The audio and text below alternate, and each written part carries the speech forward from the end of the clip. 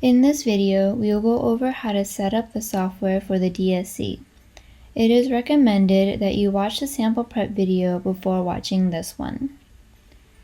The desktop screen should be the first thing you see. However, if you encounter a login window instead, please check the FAQ for the login information.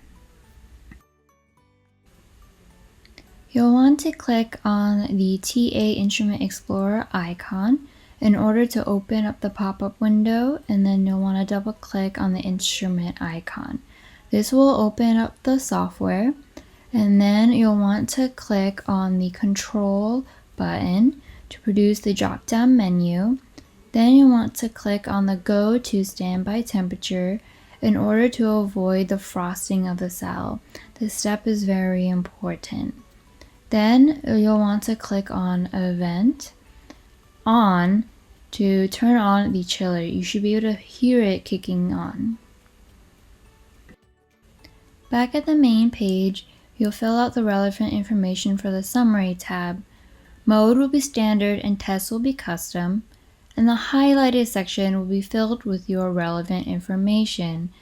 The values for the sample size and pan masses, you will gather these from the sample prep video.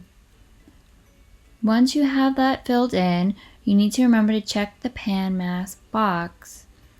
Then we'll click on the small book icon.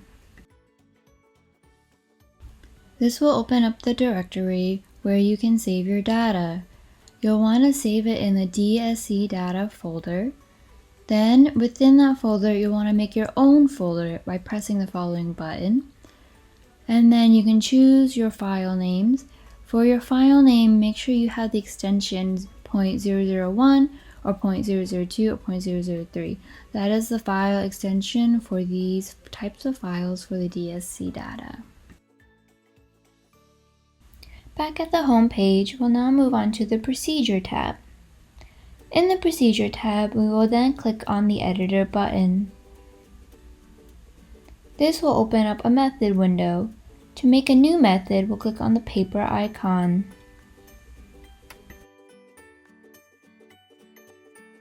Then we'll move on to the segment list on the right-hand side. The first 5 options are the ones you are most likely to use. For jump means to go to a certain temperature, such as 20 Celsius, quickly. Equilibrate is similar to jump. However, when it gets to 20, it'll wait until it is exactly 20 Celsius before moving on, which means this will take longer than jump. Initial temperature is the first temperature you would like to start at, such as room temperature or something lower or higher. Ramp is to use to get to a certain temperature at a certain rate, and isothermal is to hold it at a certain temperature for a certain amount of time. So let's say you want to use ramp. You'll click on ramp and drag it into the left window, or you can double click in order to populate it into the left window. Once you're in the window, then you can choose your ramp rate. I recommend 10 C per minute, which is the standard.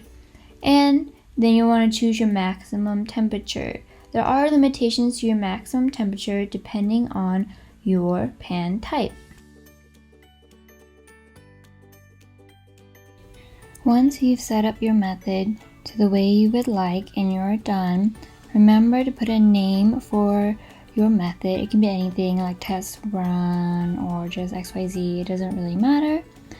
And then when you're done, check over and make sure everything is correct. And then you'll click OK to close out of the window and move on to the main software window. If you don't want to make your own custom method, you can choose a built-in preset. If you just click the drop-down menu, you'll have many different options. The most common one used is heat, cool, heat.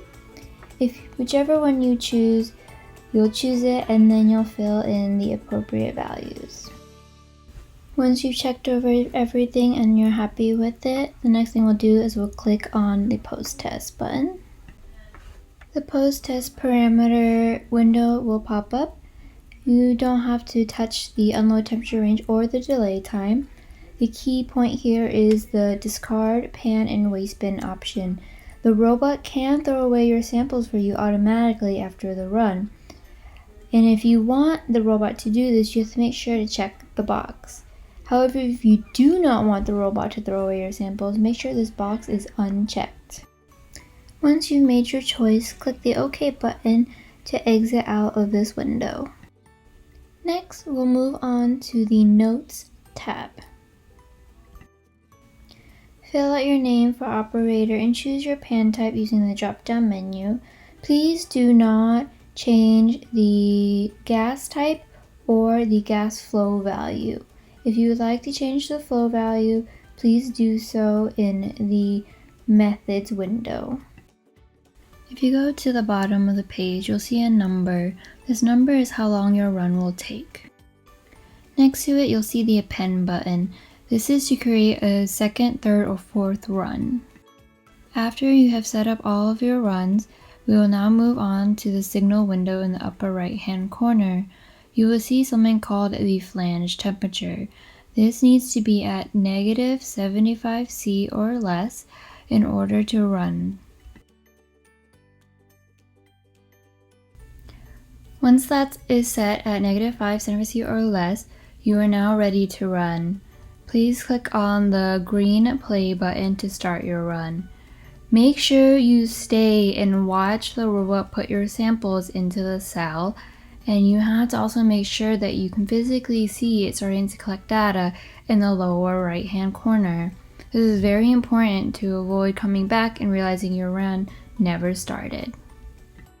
That's it for this software video. Please check out the next video for data collection and closeout procedures. If you have any problems, please contact a staff member. Thank you.